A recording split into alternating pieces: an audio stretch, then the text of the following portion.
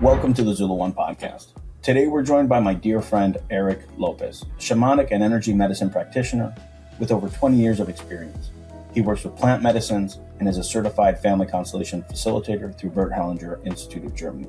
We'll explore his journey and his perspective on constellations and what led him into this work. Let's begin.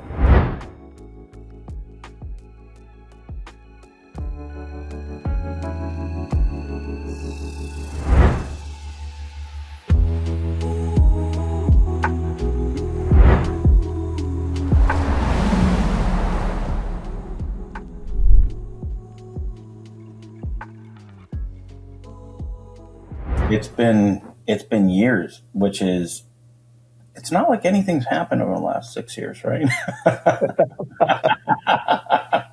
Both personally in my family system, in the world system, in the constellation system, and one of the things that I just want to put on the record is I'm so grateful, Eric, for how much you've supported, helped, always been there, to guide and really help throughout this process. Like your family, that we just have such a special place for you and our family system, and jokingly internally we say my mom's roommate, because every time you go to Chicago you stay with my mom, which is a beautiful, and you take care of her and you cook for her. So it's a really cool, just relationship that we've created over the years, and I just want to say thank you.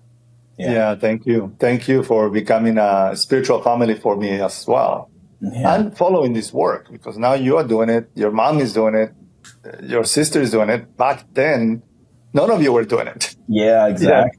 Yeah. Exactly. And one of the things that I'm very grateful for is that you were one of the impetuses of saying, hey, you need to start facilitating. It's like, hey, go. And you did it with my sister and you did it with my mom. It's like, well, he said, hey, you're ready, right? So, and we've been involved with constellations for so many years that you don't know, and so much reverence for the process that you really don't know when you're ready to become a facilitator. And so thank you for that. And you, Sophie Sudai as well was pushing us, and Michelle was pushing us. So I just want to say thank you and honor that support. And I think it's extraordinarily important. And what a world that we've lived in over these 6 years. There's been Netflix series in Turkey and, stuff that has been blowing up all over the world in a great way, amplifying the work of family constellations. And I know you're a massive part of that. So it's amazing to have you on the podcast again. You're welcome, and I hope. Yeah.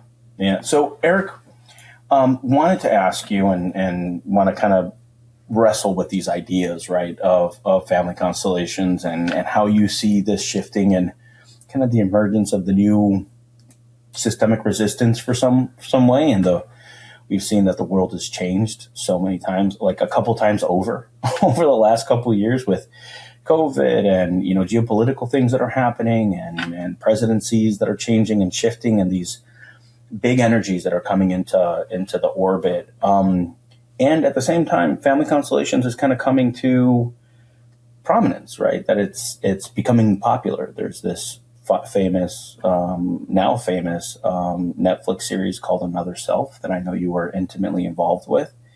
And, sometimes in family systems, you see things get a little bit tumultuous before healing happens. So I'm curious about your perspective, all these kind of things that are moving in general terms. Well, when we do family constellations, and that's also your experience, everything moves, right?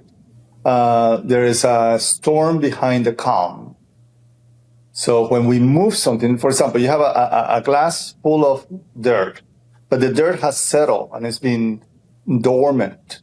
When you shake that glass, you can see how dirty it is because the amount of dirt that has been there, laying, put on the bottom of it. When we shake it, everything moves. Mm-hmm. And then we can be aware how dirty that glass of water was. So we don't drink of it anymore. Mm. That's the best way to put it. People say, I'm going to do family constellations, and tomorrow I'm going to speak with my sister because I never spoke with her for 20 years. No, it's like something has to continue moving. And sometimes it's not only one constellation, sometimes it's 1, 2, 3 constellations. But I always try to give at least 6 months to 2 years before doing from a group constellation to touch the same issue. Bert Hellinger said 2 years. I noticed that because of the world that you come back to it, you come back to the same dynamics. Sometimes you need a boost after 6 months, but not before that, especially if it's in a group. In a one-on-one, we take step by step. So we take one step towards the reconciliation of your family or your mother or your father. And in 2, 3 months or a month or 2 months, if nothing has changed or you don't feel that you are still connected completely or you feel the same as when we started, most of the cases it's not. But sometimes, daily life will bring you back into your subconscious loyalties. So you go back and continue with the same dynamic, but you are aware of it, but you continue. So sometimes we need a little push or a little boost 2, 3 months later for the same issue. If it's on a one-on-one, when it's in a group, you want to touch the same issue, I say, listen, wait at least 6 months. Yeah, you got to let the dust settle like a snow globe. Exactly. It's like you shake that water and you got to put the bottle or the glass there and see how dirty it was and how it's been settling. Once it's been settling, maybe you can actually filter it. Or see how much is left. You see how much dirt is left of this process removes the dirt and the noise from the system. Exactly. The noise of the system. That's a very good word. There is a noise in our subconscious mind that is always saying, no, but my mother did this. So my father was not there.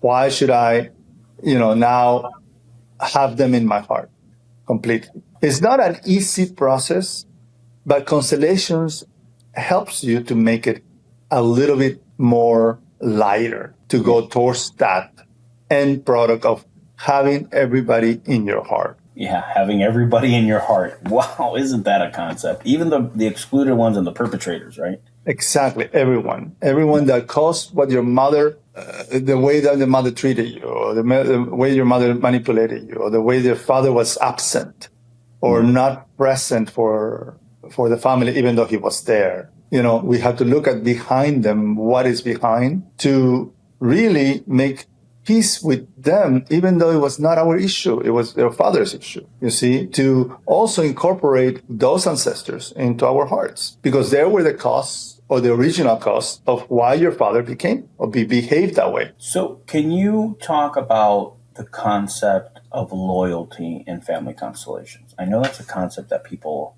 wrestle with. Can you open that one up a little bit?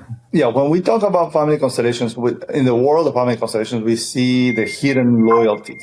The hidden loyalties that are in the subconscious mind most of the time. The hidden loyalties are those patterns that we encounter in our daily life that come from our ancestors. A very simple observation, we say.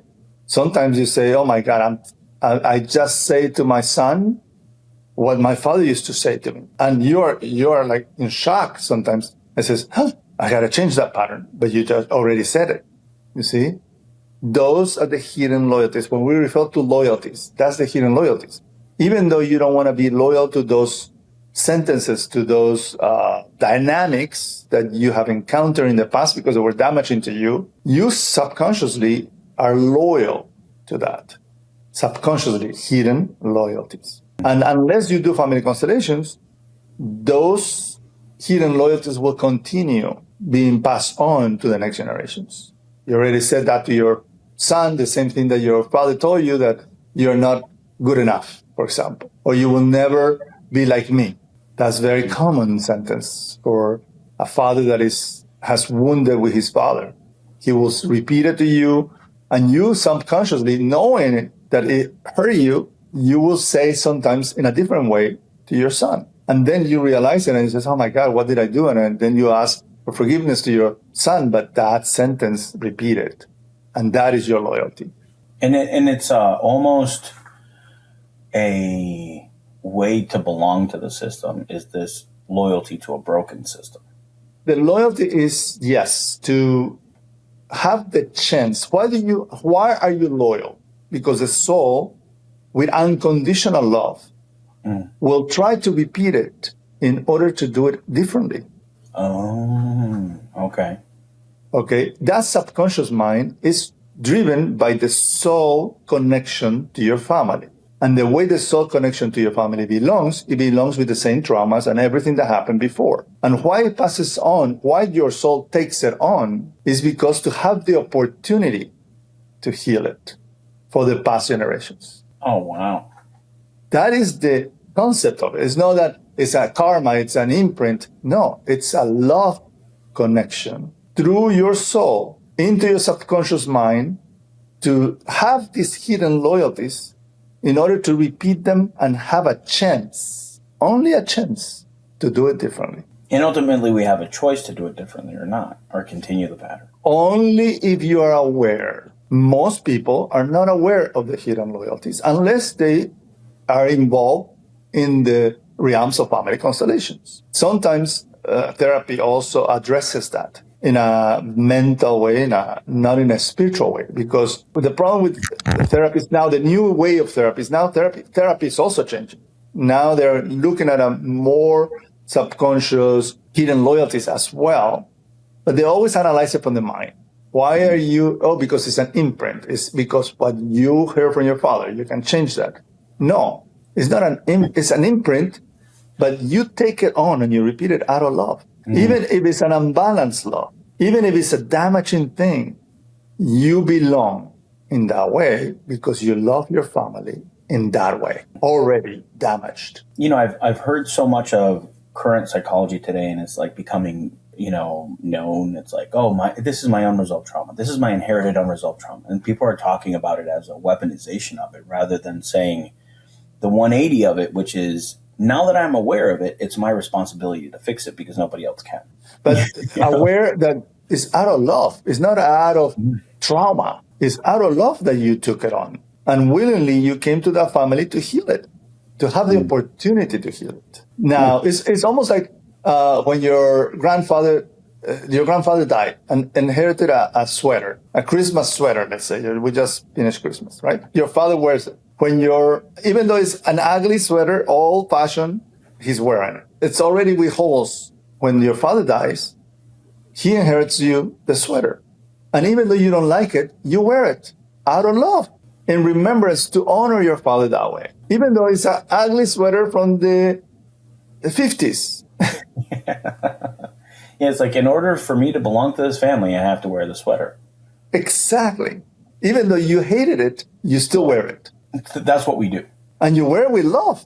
Yeah. That you don't even notice that you hate it. That's exactly the same thing. This concept that doesn't only happen with behaviors, but it also happens with career paths, that it also happens with illnesses, that it also happens with relationships, that these patterns take on many different forms. We show our loyalty, our subconscious loyalty, or hidden loyalty to the family system in many different forms. It's the epigenetics that has been studied and has been, the surroundings create the sickness, the emotional creates the sickness, the soul connection to your family creates a sickness. So either emotionally or physically or mentally. I'm really exploring this concept of, if it happens in individuals, and if it happens in enough individuals, that there's these mind momentums of many people in in a social system, right? And just like really understanding that if like one person has a repeating pattern, and then many people in that same cultural system has a repeating pattern, and then you can almost see like waves of momentum that happens epigenetically throughout a population. So you say this certain population has these patterns, and this certain population has these patterns. Have you noticed that with all the countries that you've been to? Yeah, that you see there is a pattern based on the collective consciousness, the good conscious and the not so good conscious. Nobody in other countries do it with bad consciousness. We do it with their consciousness because that's where they belong. So for them, they're doing something right. And if they've been if in the history of the past, they've been the abused victims of something that was life-changing for your ancestors, the next generations will become what they rejected or what they haven't healed. And they become the perpetrators, the killers, the abusers. I mean, if we talked about global conflict in those terms, right, it would make a lot more sense than how these things repeat over and over and over again. Exactly. It makes sense because that's the way they're trying to heal what happened to them. And sometimes and we are getting into political things because we're going into countries, right? Sometimes the political stage is to judge, not seeing it from the perspective of what they experienced before, that they are acting this way. Yeah, and you know my story very well of me being half Venezuelan, half American, and you know, with the geopolitics that are happening right now, it's like, okay, how do I understand this from a systemic perspective as a facilitator, as somebody that creates information on this? How am I, you know, processing this without being entangled myself? Because as we know, there's other communities that we're involved with that have similar dynamics, and even facilitators sometimes struggle with the dichotomy of being a facilitator, but also a member of a community that has these energies involved. And I'm going through that stuff myself, which is really fascinating. Yeah, well, what's just happening to Venezuela, for example, Maduro was taken into custody, right? And everybody rejoiced of it, and taken away from his country. And I wrote an article recently about that. It's like, you know, I think, and it's so difficult to say as a human being, as a Venezuelan, right, and also as a facilitator, but what we reject, we become. It's like this, you know, these movements that have happened in our especially Venezuela. It's like if these are symptoms of undercurrent, you know, those mind viruses that we talk about, or these things that overcome populations, and they have different textures, and we see these waves of righteousness and emotion and judgment taking over different countries, and rather than saying, why do we have this? Why are we? What am I doing to contribute and co-create this movement that's happening in the country? Because it will just repeat again. We'll have some other kind of dynamic pop up. It will rhyme with it, and suddenly the pendulum swings the other way, and then it swings the other way, and then it swings the other way, and it just creates the patterns of pain that can get passed down from generation to generation. Exactly. Well, the original issue with Venezuela, that nobody paid attention to the poor, and that's what's happening. You know, the poor took over, came into power, and became the abusers, the same as the rich people that were managing Venezuela. Yeah. Years ago, when Venezuela was thriving, they thrived only for a certain class, not for the rest. Didn't include that comes all the way on. If you will go back even before we go to Bolivar, you know, the Spaniards that came to take over and manage the country, the Indians, and, you know, didn't pay attention to the Indians' culture. They came to change it. So the same thing is happening now. The United States is taking over. Another Simon Bolivar come into play. The memes that you start seeing, it's so fascinating.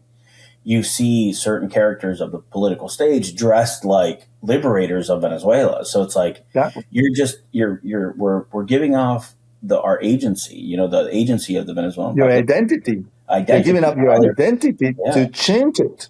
And like, I'm so fascinated about how we can do healing at scale, and how can we, you know, if there's an effect that creates patterns, is there an effect that removes patterns? And I know that you've, you know, in so many countries done that work, that there's thousands and thousands and thousands and thousands of people that you've had a direct effect on, being able to help deal with that trauma. And that has to have an effect, moving the direction of the country a certain way of connection rather than repeating a pattern.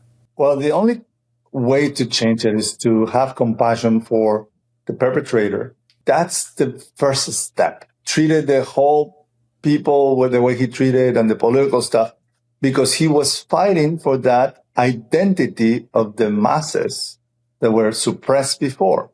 He became the perpetrator of those masses again. Against who? Against the ones that had the money. Expropriated the companies, expropriated, you know, private industry. To what? To give the idea of, I'm going to save. And in a way, he lost himself, You see, his hidden loyalty kicked in for the moment that he rejected the perpetrators. He became a perpetrator. In family language, that's like, I judge my father for being, a womanizer and blah, blah, and then you become a woman. Exactly. And then you become one. And then you step outside of the relationship or whatever that is, rather than saying, I see you for who you are and I take all of it in and I consent to all those feelings. It was like, ooh. That's to put them in your heart.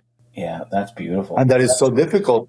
Most Venezuelans are rejoicing about what happened to Maduro. They even wish him dead. You're wishing to a brother. Yeah, I know this is like super controversial, but Bert Hellinger's poem to Hitler, like that, it's like the same force that created you created me. The more who am I to judge?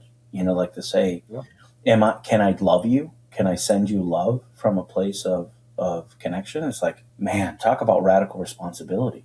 And that is the most difficult part. So with our work as facilitators is to teach that in the family level. Because at the moment you start from the beginning, from your family, then you can expand to the communities, to your town, to your city, to your country, and whatever happened within the country to make peace for the next generations. Because we already lived it. We already imprinted with it. But if we take the responsibility of put everyone in our hearts, the next generation can be liberated from those hidden loyalties. Yeah, that's beautiful. The word that comes up is like, you're left to do things differently, not because of the stuff that you're inheriting out from me, and that's such a beautiful sentiment.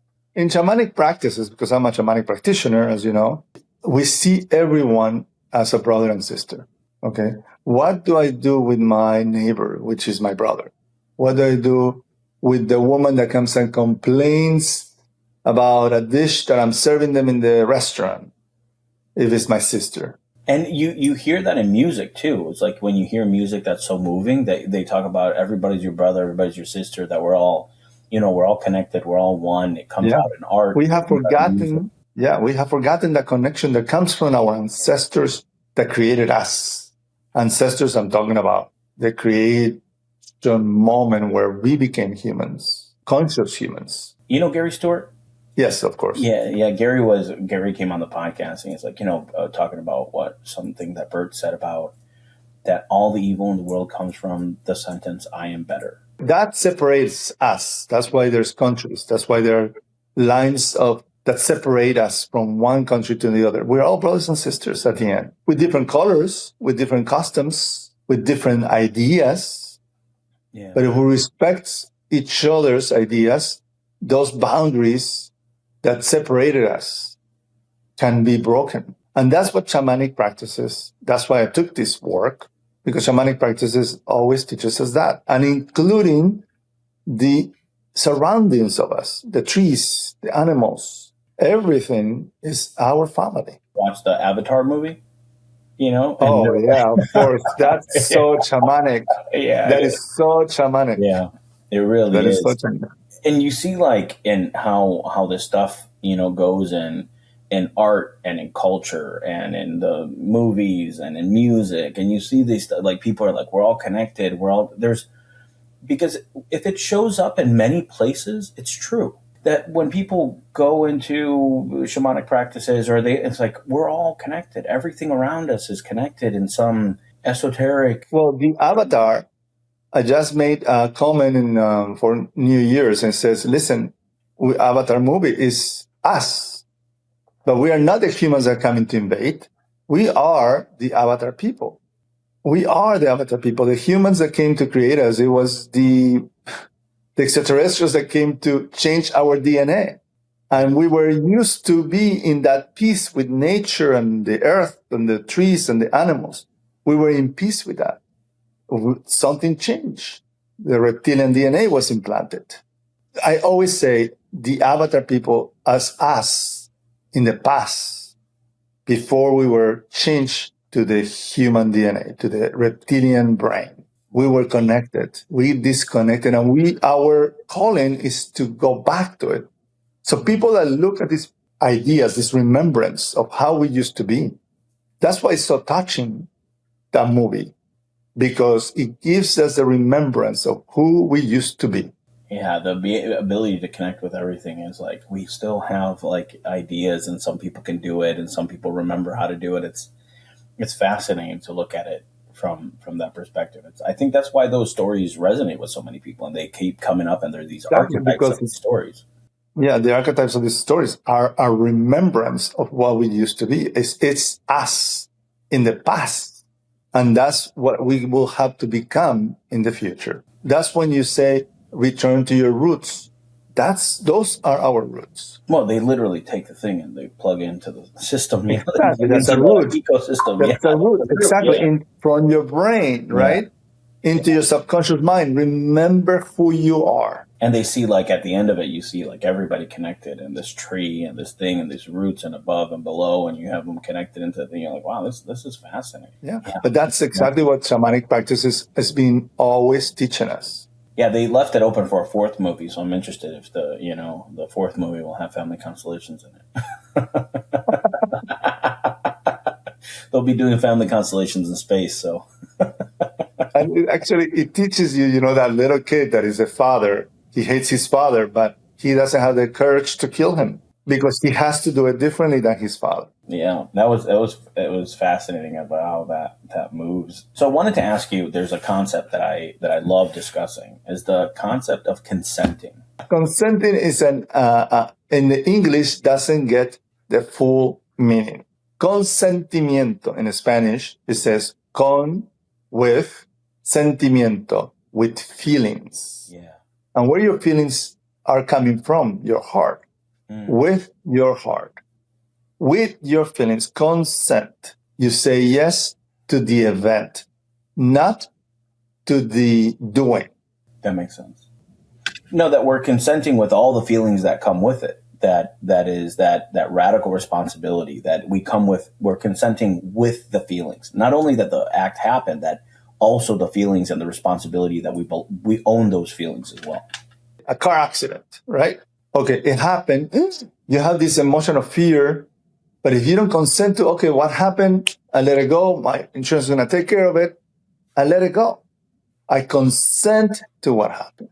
If you don't consent to it, you will stay with the feeling of fear, and it will stop you from driving to continue your life. Normally, you used to drive until you got into an accident, and that imprinted you. Either you let it go, and if you don't, you will continue not being able to drive or drive in fear. Yeah, and the not consenting looks like that idiot came in front of me and they T-boned me and they were drunk or what, like all the things the judgments and things that further entangle you into not having the full consent to be like, this has happened. I was there. That person was there. I assume. Yes. He was driving. I was driving. We got into an accident and we have insurance. Yeah. And even if you don't, that you will consent to all that, right? And exactly. That you consent to everything that happened. Yeah, exactly. And if you didn't have insurance, then you purchase insurance for the next car. You change something with that event. At the moment you consent in peace, you make peace within yourself for what happened. And if we put it in family constellations, how can you make peace with somebody that abused you sexually, for example? How can you make the consent? The only way to be able to consent is to look at the other person, that he was also a child and he became a perpetrator because he was a child when his perpetrator converted into him, when he got into that crash, and he never healed that crash. He never consented to what happened to him and his perpetrator. So he becomes a perpetrator because you look at your abuser as a child. And when he becomes a child, you look at what happened to you as a child, and that he did it. He also experienced it. And that's when the moment of compassion for your perpetrator happens. And when you have that moment of compassion, it touches the heart. And at the moment it touches the heart, the healing starts. It reminds me of these constellations that have these complicated themes, and they have the victim and the perpetrator, and then at the end there's a reconciliation between the victim and the perpetrator. That's truly beautiful, that once the wound is seen through those lenses, and not to take away responsibility from the person, but to see them as another human being is just so profoundly moving. Yes, exactly. So it's in family constellations, and all family constellators will have to have compassion more for the perpetrator than the victim.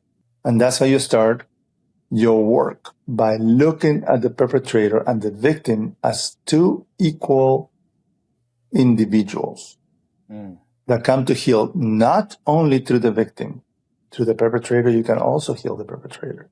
Yeah, and we've built these systems that just solidify perpetrators being in shame. In the prison system, the way that you get punished in the prison system is to further exclude you. So you're in the jail, and then you get put into solitary confinement. Exactly. It's like it just continues It keeps the pain continuously until society takes a look at prisons, at what we exclude. It will persist. We have to change the way we are in society. There's ways now. There is ways, scientifically and emotionally, and healing with plant medicine, healing with mushrooms therapy that now is very popular within the psychology and psychiatric realm. That's going back to nature. You see, nature is giving us the answer. Yeah, I finished, and I talk about this book so much in podcast of Dan Booth Cohen's book of Family Constellations in Prison. That book just fundamentally changed me as a human being. It's just so beautiful, the act of returning dignity to the perpetrator, right? That say, how can we, through this modality of constellations, reconcile and create redemption and a pathway to return dignity. It's like, so we can break these cycles of pain. Yes, exactly. Instead of prisons, I will have retreat camps where you give them plant medicine. Of course, sometimes there are psychiatric issues within that, but also plant medicine can heal that. And we're dealing with it as not an all of the above, which is a binary, right? You're bad, you're good. Bad people go to this place, good people don't. They keep going. Yeah. Rather than saying these can be all the above. And that's the one thing that we learn in constellations is that's, I think, what consent really is all the above. Should this person suffer the consequences for breaking the agreements that we have as a society? Yes. Are they irredeemable? No. Can we return dignity in a way that's appropriate, that's even-handed, to break these cycles, to make sure that these patterns of pain don't get passed down? Yes. Through the reconnecting and bringing back into the circle of society rather than excluding them forever. But that's the way shamanic practices is. If one member of the tribe commits a crime, we embrace him even more because he is having a difficult time, because he will feel excluded by breaking the rules. So how is that balanced? And that's a great way to do it, because there is this idea of innocence, right? That's like when the balance is shifted the other way, that we take agency and responsibility away from people if we're not in our position, right? That ego that will say, I forgive you, right? It's like, I have the power to forgive you. It's like, I'm not knowing to forgive you. If I can just say, this is what it is, and I can make sure it doesn't happen again, and I can get it farther away, or I can get closer. And but judgment creates that rigidity between people. Can you talk a little bit about that I don't want to say toxic empathy, but that innocence, right? That it's like the enablement also, because there's a flip side to that, right? That has a place where you take away somebody's power in the 180. Yes. Well, Bert Hellinger said it very clearly. The only way to forgive is to forget. I remember those words, and I was meditating for days and says, how? If I forget, do I forget what happened and I will lose my identity as a victim? Yeah. Yes, exactly. You can lose your identity as a victim because that's the only way you're going to heal. You stop being the victim. Yeah. I forget what you did because you're still my brother. I forget what you did because you need the healing. And by forgetting, I will heal what happened. So it doesn't pass on to the next generations on my lineage. Yeah. Now, what Bert Hellinger says, embrace the perpetrator.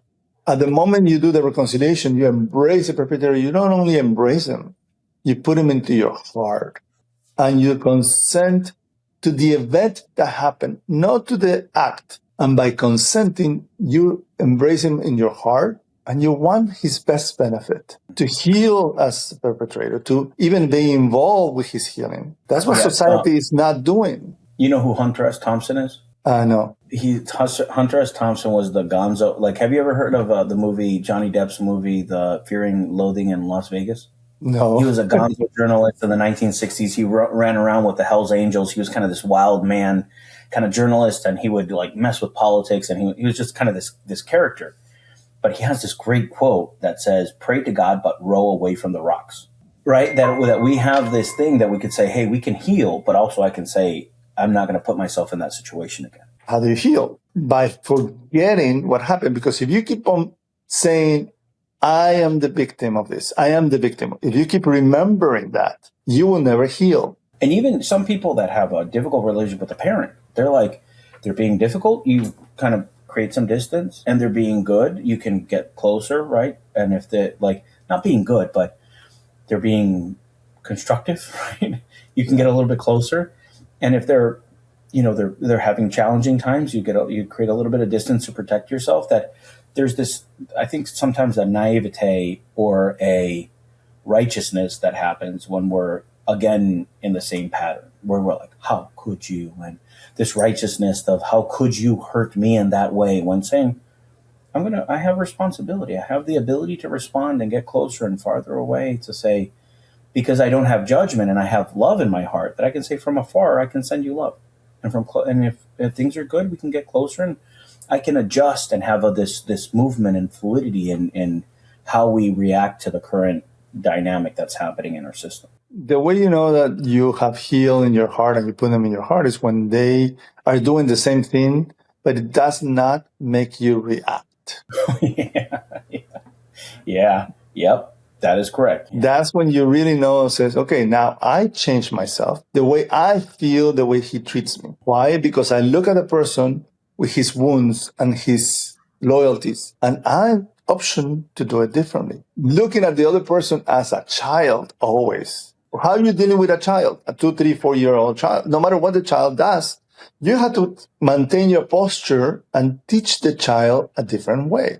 If you cannot teach it with example, is the best teaching. So when they're trying to push you or kick you or, to react, and you don't react and you still look at them with love, you love that child because he's a little unexperienced and hasn't had the experience of a different way. When we do inner child work in constellations, and you can see when the wound happened, and they reconnect with that child, and you can translate that wound into, it's a wounded little child acting out because they didn't get their needs met, and you see it through that lens. You're like, wow, that makes all the sense in the world. Yeah, but at the moment is we do not consent because of so many things. Oh, he's acting like a child. He's acting like a child, almost like we're rejecting that. It's almost like oh, you are acting like a child, instead of saying, you are the child that hasn't healed. Now I can see. I see you as a child. Two different things. Oh, you are acting like a child. No, you are the child that hasn't healed. And that's consent. That's consenting. Exactly. That's consenting.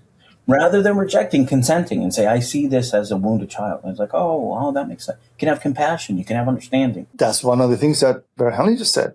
At the moment we touch the heart, the healing happened. How are you going to touch the heart? By having compassion for that person. That's the moment of the switch. Yeah, you see today in society, like on social media, and they're like these outrage machines, and they're all designed to, they're, in some way designed for us to activate our triggers. We couldn't design a better system to continue the patterns of pain. But now we have this opportunity to say, well, if I'm triggered, that's my next breadcrumb to heal. It's like if something deeply triggers me and I get hijacked by my reptilian brain, as you were saying, that I'm like, oh, outrage, how could you? When you throw your phone on the bed and you're super outraged. You're like, whoa. What inside of me is being activated by that?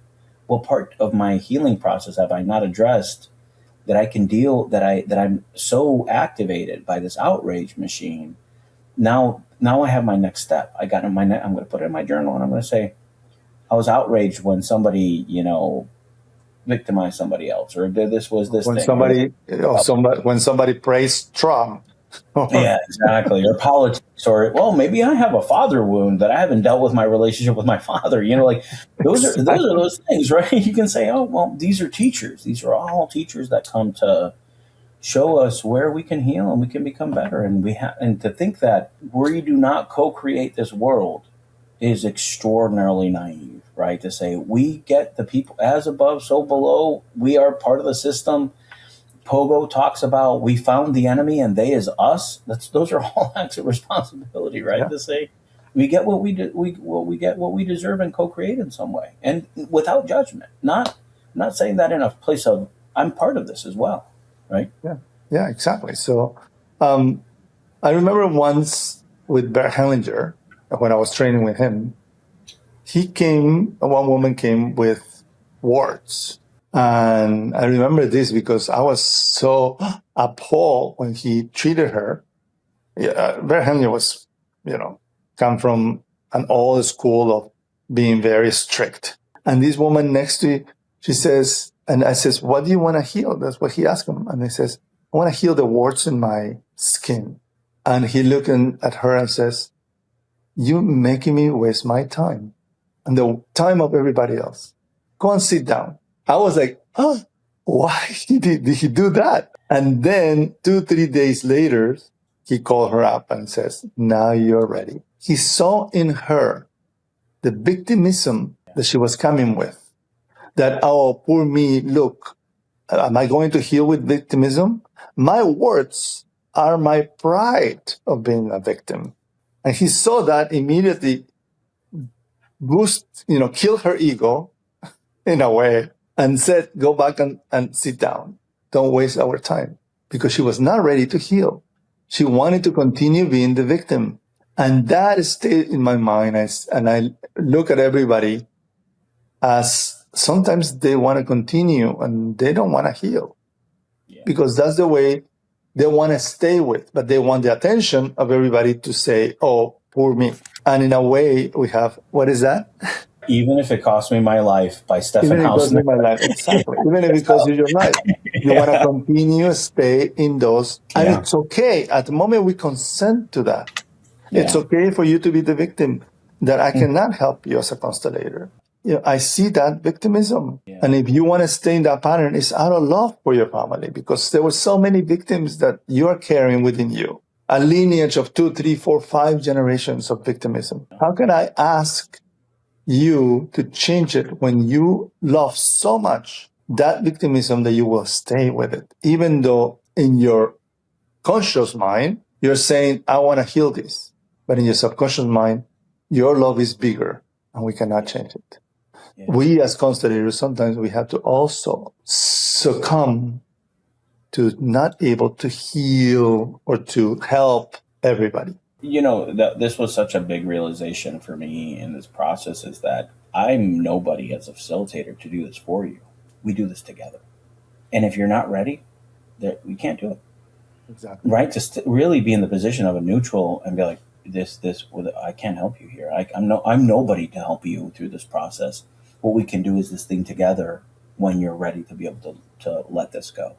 But that imprinted me in a way when I saw that he gave some time, right? But in this life that we were in, we were all there, trying to learn from Bert Hellinger. They were all trainers and some people that came just to heal. But in a daily life, as fast as we are, as much as I'm traveling, when I'm in some place and somebody's not ready to heal, I step away from the facilitator and I let the energy, I let the ancestors, I call in the ancestors and I said, okay, she's not ready to heal, but show her something, move with that energy behind her. And I'll just observe what develops. And at the moment you step away from, okay, you're not ready, and I'm going to kind of reject that you're not ready. No, you're ready because you're here at this moment in time, in this time and space. And there is a reason why you're here. I always say, when you make a constellation, purpose, right? An intention to come to a constellation. Sometimes I have reservations for 30, 45, 50 people, and only half of them showed up. Yeah, the systemic resistance is real. Yeah. Because when I do my intention to have the constellations, and it says, whoever's going to be ready to heal or to take even a look at what they're perpetrating or what they are loyal to, if they are ready, they are welcome. That's such a powerful thing that you just said, is that even if you're not ready yet, you can place the system, and say, today I took a small step to seeing this for what it is. Exactly. Right? Just to be like, some systems are complicated and they're very, they have a lot of noise, right? That we can say, today we're just acknowledging that this exists. And that's the first step that starts a healing journey that can be extraordinarily cathartic for the person. Exactly. You don't need to heal the crash of the car. You just need to heal the moment you took the keys. Or maybe that you own a car. Exactly. To take a look at that only. You're not going to heal, but you didn't heal me the fear and the fear to drive. No. Yeah. But now you can take the car and be grateful for the car. Mm-hmm. Even if you cannot drive it yet, be grateful that you have one. That you can move around freely. Right? That you know how to drive. Or do you know how to drive? That you own a car that is parked in your driveway. But I cannot drive it. It's okay. First step, be grateful for the car you have. Be grateful for the parents you got. We're not going to change it. We're not going to change the way you interact with them. But start with the gratefulness. Yeah, that part of regardless of how the circumstances of us coming into this world were, right? Whether they were violent, whether they were a hurricane, whether they were in love, whether they were in a moment, whatever those things are, that two people came together and we have life. And for that, we can be grateful. That's the order of love. That's the order of creation. The universe, sometimes it creates with chaos. If you are a child of a rape, that's a chaos. But life will continue. And if you are in peace and in your heart with the chaos that happened, you can embrace your life in a different way without chaos. What you talked about epigenetics a little bit, right? That in some way there's imprints in our DNA, or that they have this stored memory in our DNA. It's like, if we go far back enough, we all have all of it.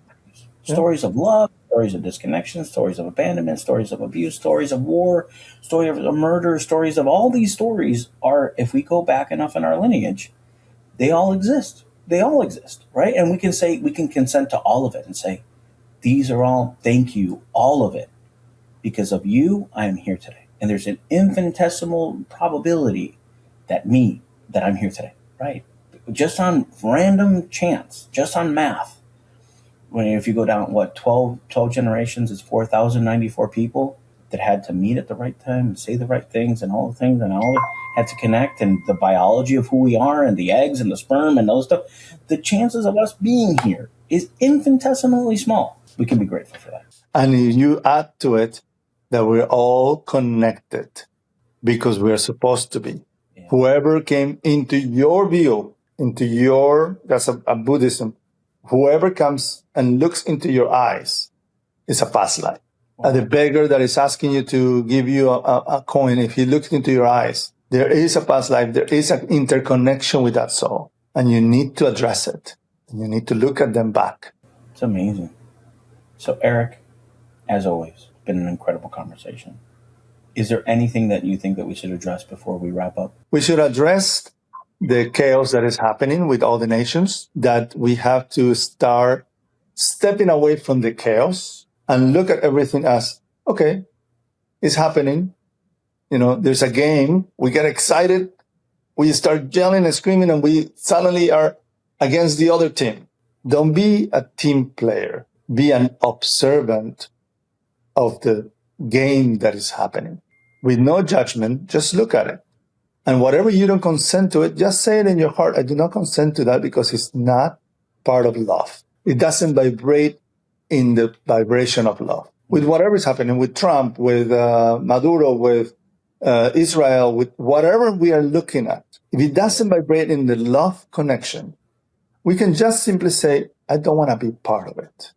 I do not consent to it for me or my family. At the moment you say those words out loud or deep inside your subconscious mind, you are changing the energy of it. And I encourage everybody to do that, because that's the only way that we can change the energy collectively for the things that we cannot change and we have no control of it. But we do if we start one by one saying, I do not consent to the way this is handling.